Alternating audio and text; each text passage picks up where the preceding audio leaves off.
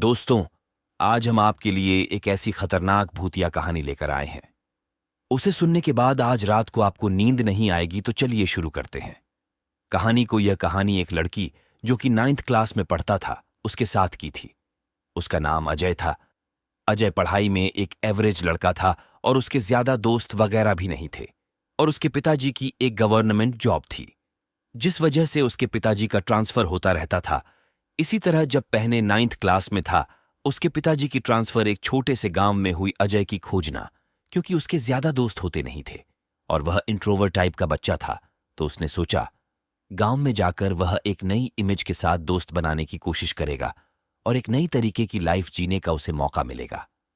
गांव में शिफ्ट होने के बाद अजय को एक स्कूल में एडमिशन लेना था।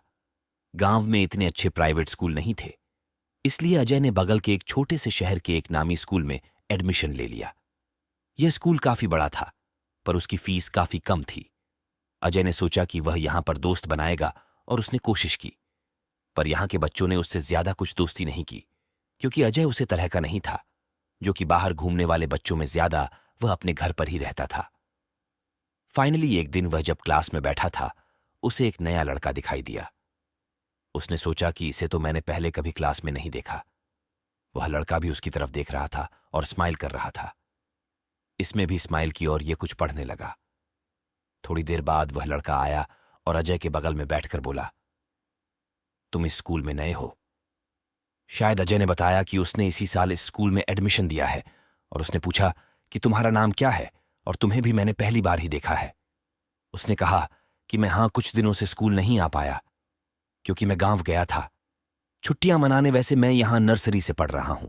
मेरा नाम अक्षय है और इसी तरह उनकी दोस्ती है होती गई और अजय अक्षय के घर भी आने जाने लगा।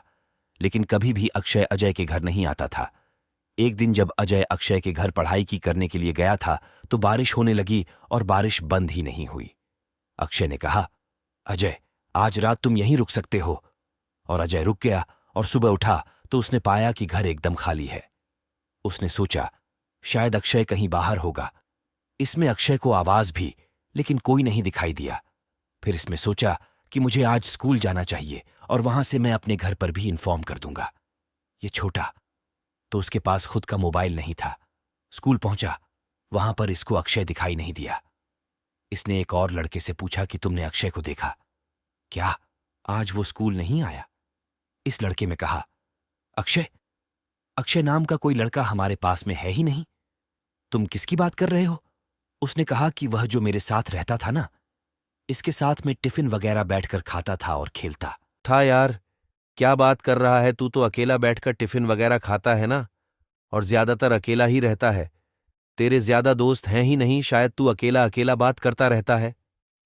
अजय ने छुट्टी के बाद अक्षय के घर जाने का फैसला लिया कि है अक्षय को लेकर आएगा और सबको बताया। जब वह अक्षय के घर पहुंचा तो वहां पर ताला लगा हुआ था और ऐसा समझ में आ रहा था कि यहां साल से कोई नहीं रहता है। अजय ने आसपास पूछा तो आसपास के लोगों ने बताया कि हाँ, यहां पर एक लड़का अक्षर रहता था, लेकिन वह साल पहले अचानक से शायद उसे लड़की में आत्महत्या कर ली। पढ़ाई में अच्छा था, लेकिन अचानक से उसके मार्क्स काम हो गए थे शायद, इसलिए तब से यहां पर कोई नहीं रहता। वैसे तुम अक्षय को पहचानते हो? अजय ने कोई जवाब नहीं दिया।